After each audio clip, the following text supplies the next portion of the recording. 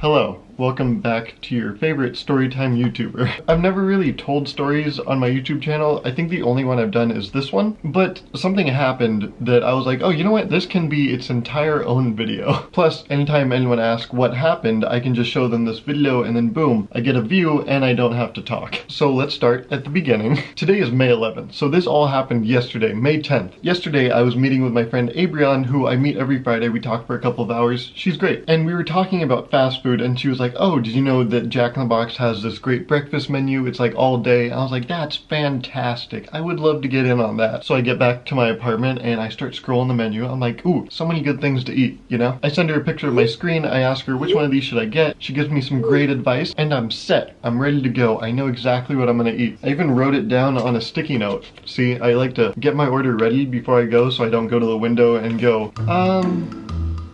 well, that looks good. But that also looks good. You know what? Everything looks good, so I have my list ready. I'm ready to go, and I go out to get my car, and that's when the magic happens, we'll call it. I go out to my apartment's parking lot, and I noticed that there's fewer cars than normal. It was almost like Thanos snapped, but instead of all living things, it was all automated things. So half the cars were just gone. I was like, okay.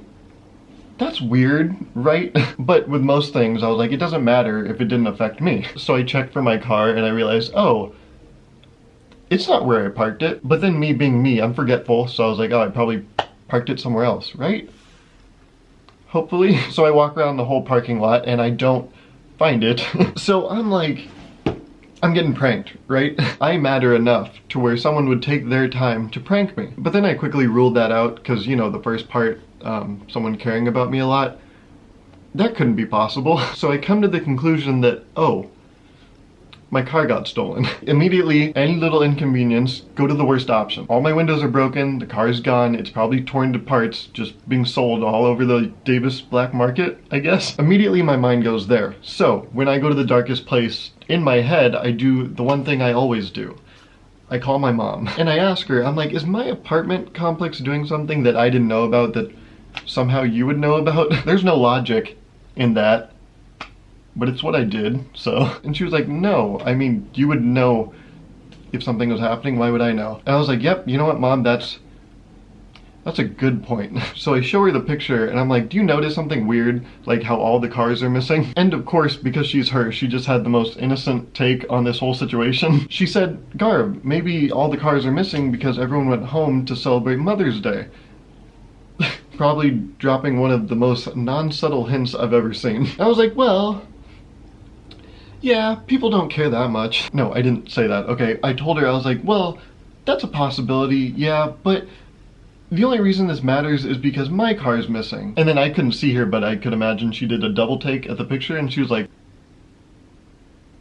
because then her tone of voice just immediately changed. She was like, oh my God. I was like, yeah, I think my car is gone. And then she said, oh my God, your car is gone. And I was like, yeah, I know. And because I'm only a 20-something-year-old guy and she's a responsible adult, she took the matters into her own hands. She immediately called the service number for my apartment complex and got the deets on what happened. So she called, she learned what happened, and then she gave me a call back. So I'm talking to her and I learned that apparently our apartment complex was doing construction, so they needed all of the cars out. And immediately I'm like, great, that's just another thing I wasn't invited to. This whole party where we all get to take our cars out of construction's way. But apparently I was notified, just in no way that I could have known. Apparently they put 2 pieces of paper on my windshield and then they also emailed me. And then I checked my email and no email. And because I didn't get an email and I didn't need my car because I had school all week, I didn't see the notification that was like, hey, move your car. So my car got towed, which just made me feel bad about myself, you know? It just makes you feel like a very tiny human when you realize that your car just got taken and moved just somewhere else, completely out of your control. So I'm talking to my mom, I'm like, okay, so what do? I don't know. I've never done this before. She's like, they towed it, so it's probably at the towing place, yeah. So I look up the towing place and I see that they have 24/7 service. But it's like 9:30 at this point and I don't want to go outside at 9:30. So I decide to wait till today. Today is Saturday, May 11th. And I take an Uber, I go there, and it's funny because my Uber driver was like, so, doing fun stuff today. I was like, well, it could be fun to some people, I guess. Me, however, not, you know, I'd rather be doing other things on Saturdays. So I arrive at the towing place and I get out, Uber leaves, and I'm just there in a parking lot. I don't know what I'm supposed to do at this point. I'm doing that weird thing where I'm trying to decide what to do with my hands. Like, should I put them at my side, put them in my pockets? Like, how do I come off right now? But then a man comes out of a building and he's like, hey. And I say, hi, I'm here to pick up a car. And he said, okay, yeah, I can do that for you. And at this point, I don't know if he even works for them.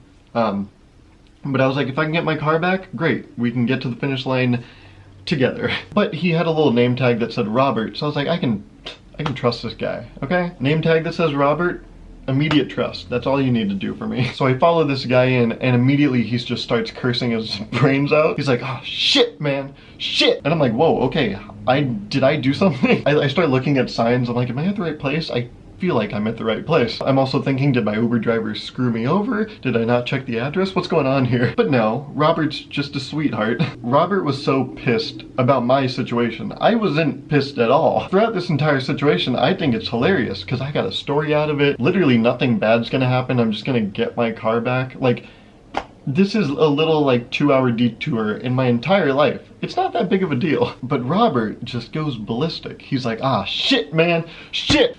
And I'm like, Jesus Christ, Robert, what's going on? He seemed like the sweetest guy ever, and suddenly he's just turned into a cursing lunatic. But no, he just cares about me. So Robert starts the, you know, general line of questioning. Can I see your ID? Are you a student at Davis?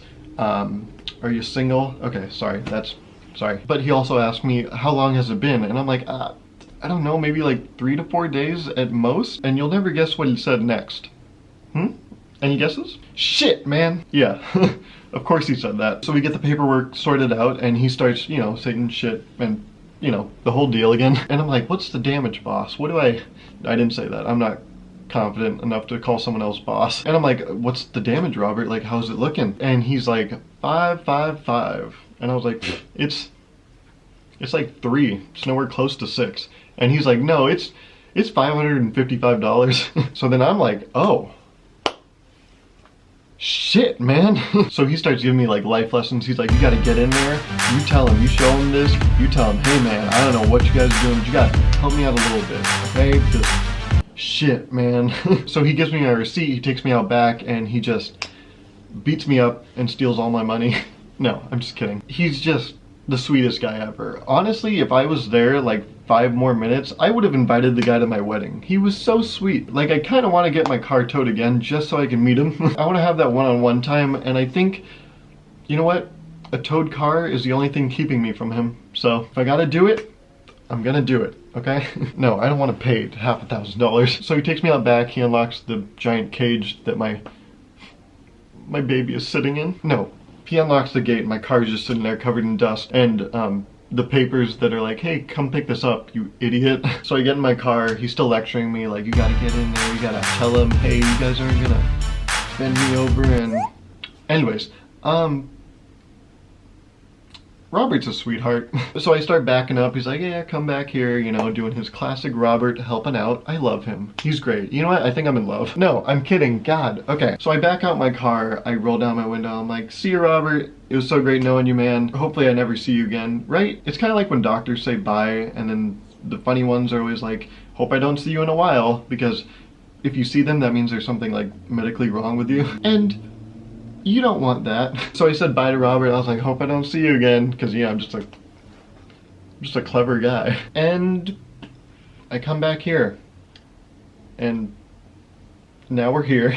I have this paper, as you can see, if you don't believe it. It's $555, which is a lot. That's like a couple of college lectures, probably. But here we are at the end. No damage has been done, so I'm thankful for that. I'll have to get this sorted out because shit, man. But I'm kind of proud of myself throughout this whole thing because I never got upset. I just thought this was hilarious. The only thing that really upset me is that I didn't get to try Jack in the Box's new breakfast. Abrion and I talked about it for a good 20 minutes, so I was like, I'm looking forward to this. And I didn't get to eat it, which is so upsetting. But the alternative wasn't actually that bad. I just got Domino's, so yeah. See, it's not all bad. So yeah, I don't really do story times because I don't know. Things happen in my life, but I don't think they're that exciting because it's only me, you know? Who cares about my life? And so if there's any like moral of the story or something to learn, I would say go through life with a good sense of humor. And most importantly, just understand that you'll never meet someone as cool as Robert because he was the shit, man.